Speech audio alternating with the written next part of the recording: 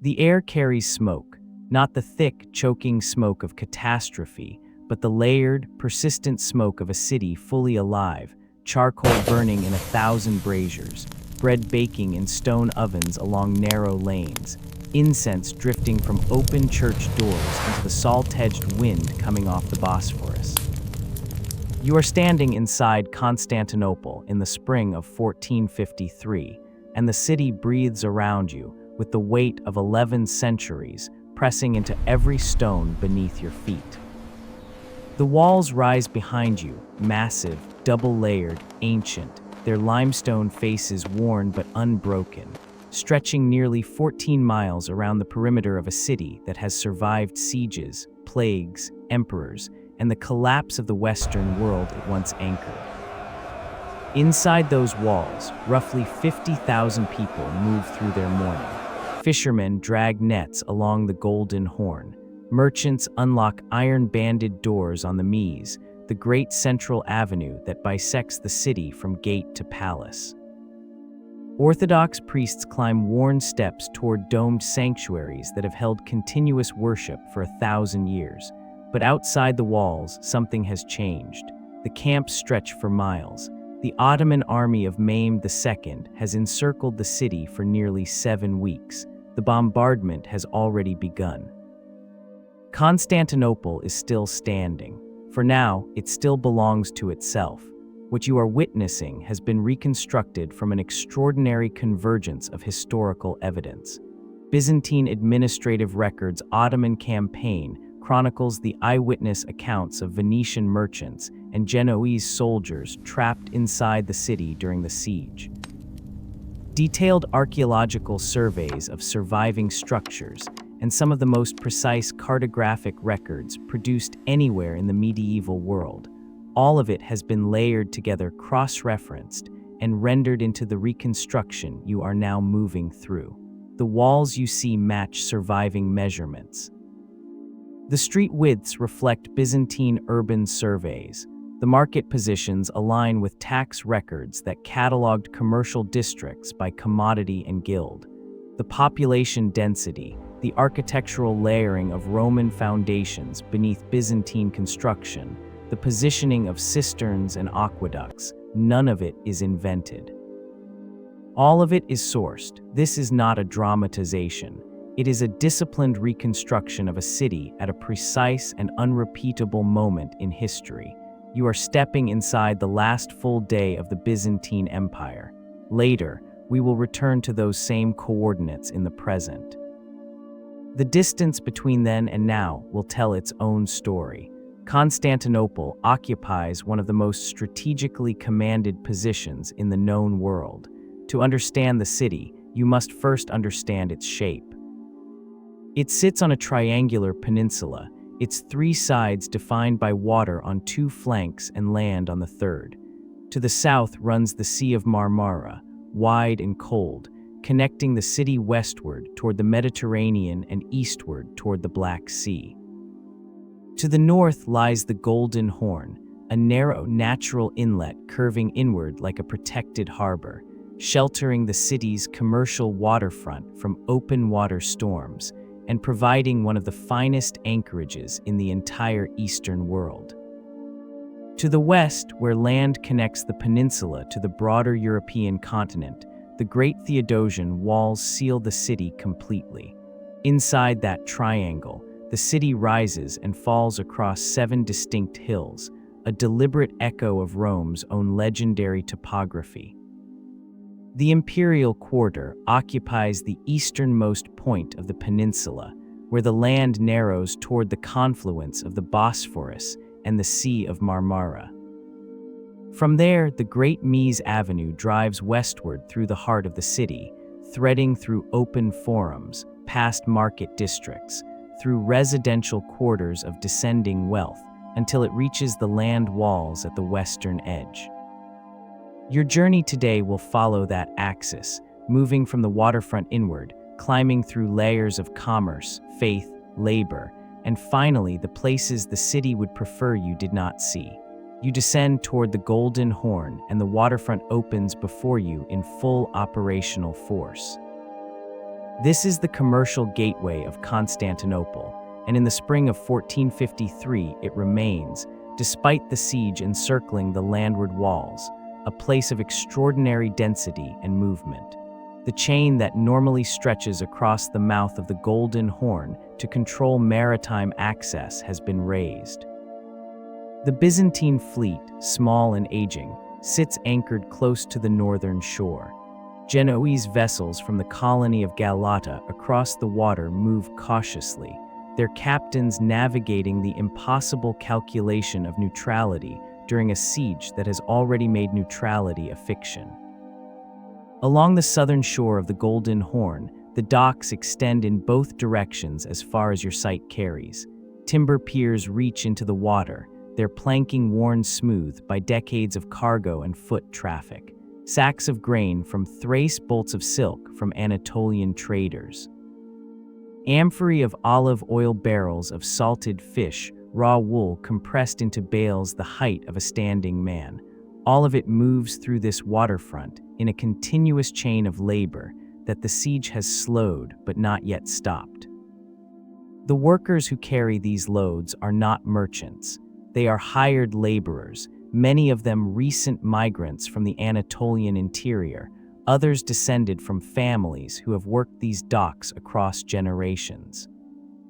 They live in the narrow lanes immediately behind the waterfront, in low stone buildings where 4 or 5 families share a single floor.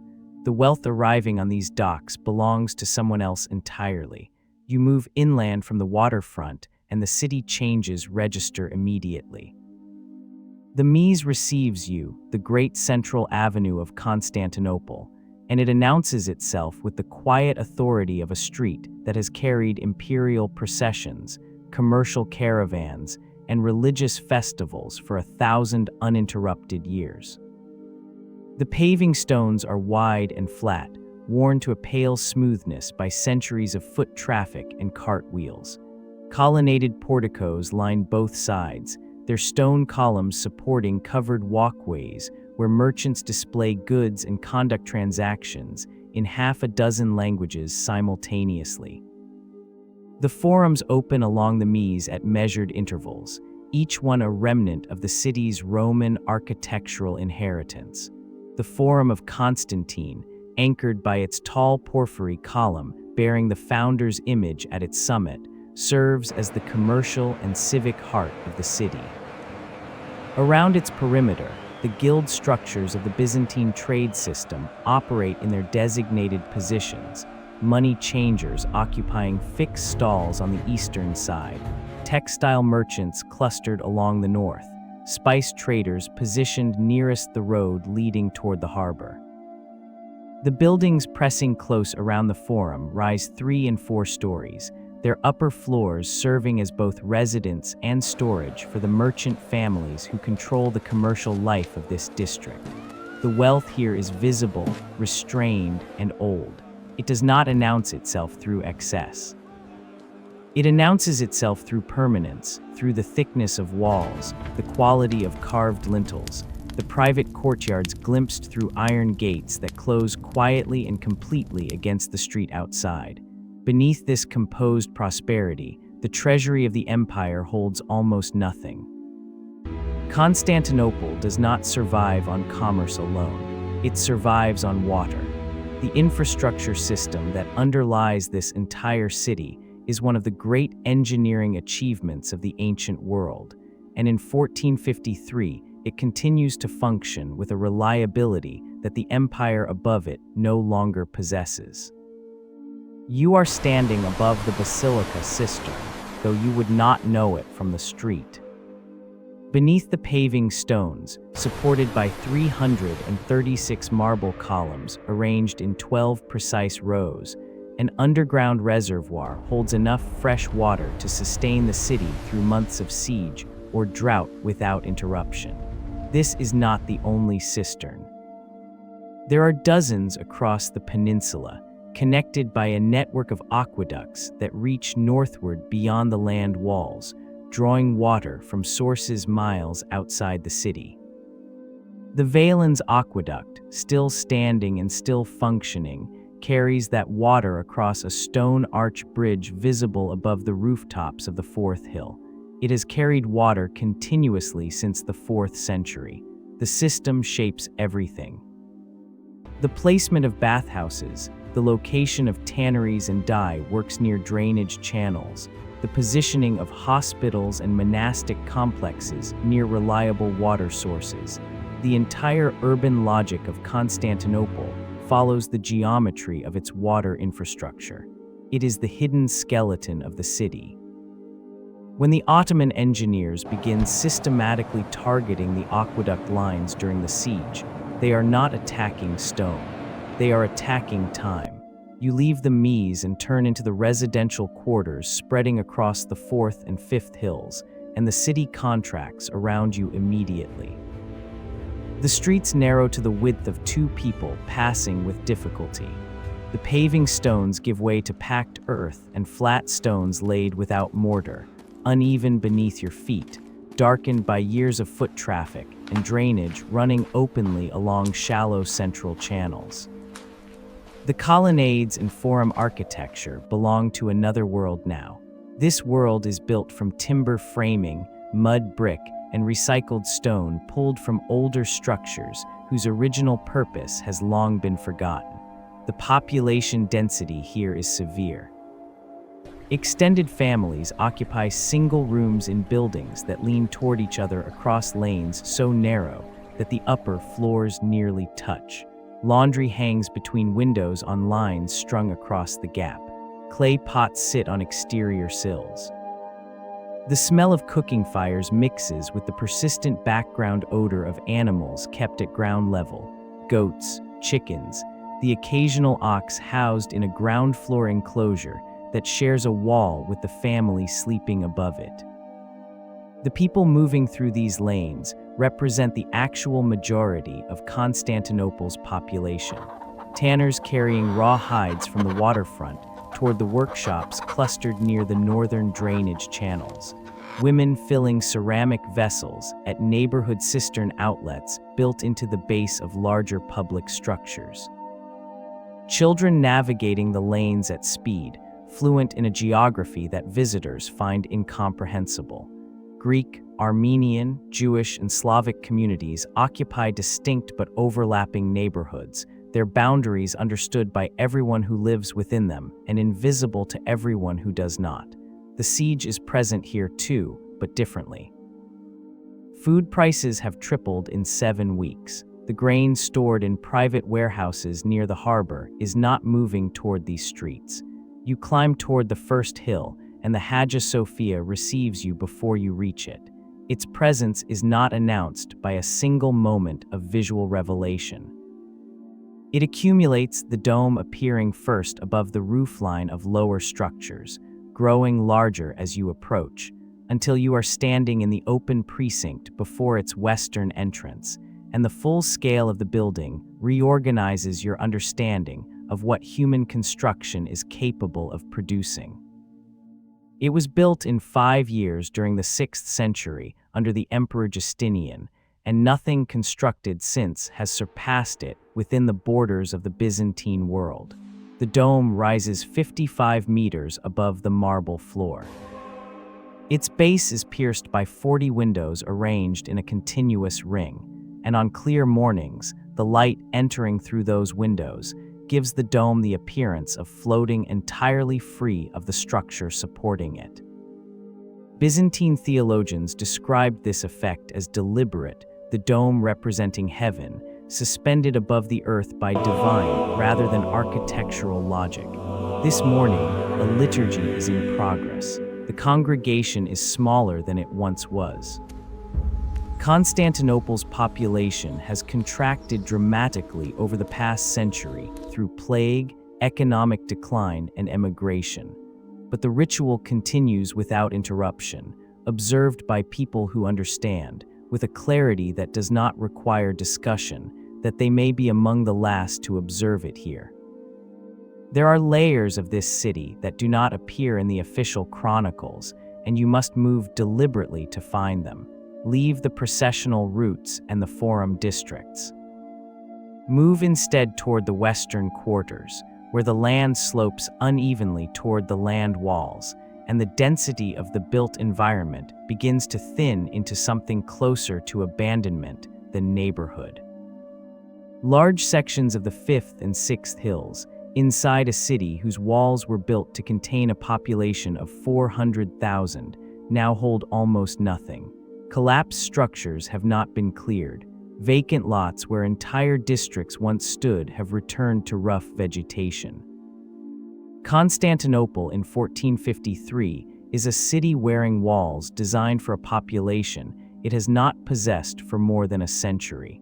The contraction is the visible result of compounding catastrophe. The Black Death arrived in 1347 and removed a third of the population within 2 years. It returned in successive waves across the following decades, each recurrence finding a population less capable of absorbing the loss. The economic consequences of the Ottoman expansion across Anatolia severed the trade routes that had sustained Byzantine commercial life for centuries. The Latin occupation earlier in the 13th century looted the accumulated wealth of the imperial treasury so completely that the recovery never fully materialized. The famous Byzantine silk industry, once the most sophisticated textile production system in the known world, collapsed incrementally as the raw material supply lines were cut. What remains is not a city in decline. It is a city that has already experienced its decline and is now living inside the contracted, quieter existence that followed. The 50,000 people within these walls are not a diminished version of something greater. They are a community that has adapted, restructured, and persisted through losses that destroyed lesser urban organisms entirely. The siege outside the walls is not the beginning of the end. It is the final pressure applied to a structure already bearing more weight than it was designed to carry. The turning point arrives before dawn on the 29th of May, 1453. You do not need to witness the breach to understand what it means. You need only to stand at the Blascherny section of the land walls. In the northwestern corner of the city, where the ancient Theodosian fortifications meet the later medieval additions, and observe the structural reality that 7 weeks of sustained bombardment by Ottoman cannons, including the massive bronze cannon cast specifically for this siege by the Hungarian engineer Urban, has produced in stone walls that were never designed to absorb projectile impact of this scale or frequency. The breach, when it comes, is not wide. It is approximately 50 meters of compromised wall where the defensive integrity has been sufficiently degraded to allow a concentrated infantry assault to succeed. The Genoese commander Giovanni Giustiniani, who has led the land wall defense with considerable effectiveness throughout the siege, is wounded in the final assault and withdraws from the walls. The psychological consequence of his withdrawal among the defending forces is immediate and irreversible. By mid-morning, the Ottoman forces have moved through the city in organized formation. Mehmed II enters Constantinople through the Adrianople Gate before midday. His first destination is the Hagia Sophia. He enters the building, observes the liturgical space that has operated continuously for 916 years, and issues instructions for its conversion to a mosque. The call to prayer replaces the Orthodox liturgy before the day ends. The Byzantine Empire, which traced its unbroken institutional lineage to the foundation of Rome, ceases to exist between sunrise and noon on a Tuesday in late spring. You are standing at the same coordinates today. The peninsula is still a peninsula. The Bosphorus still moves in the same direction at the same speed. The Golden Horn still curves inward along the northern shore. The 7 hills still define the underlying topography beneath everything built upon them across the past 5.5 centuries. Geography does not negotiate with conquest or time. The Hagia Sophia stands. It has stood continuously since 537 AD, which means it has now survived longer as a mosque and as a museum than it originally stood as a Byzantine church. In 2020, it was returned to active mosque status. The 40 windows encircling the dome still emit the same quality of morning light that Byzantine theologians interpreted as evidence of divine suspension. The marble floor beneath those windows has absorbed the footsteps of more distinct civilizations than almost any surface on Earth. The Theodosian Walls survive in substantial sections, running along the same western perimeter they have occupied since the 5th century. The breach through which the Ottoman forces entered on the morning of May 29th has been repaired and re-repaired across the intervening centuries, until the specific point of entry has become a matter of academic rather than physical identification. The basilica cistern still holds water.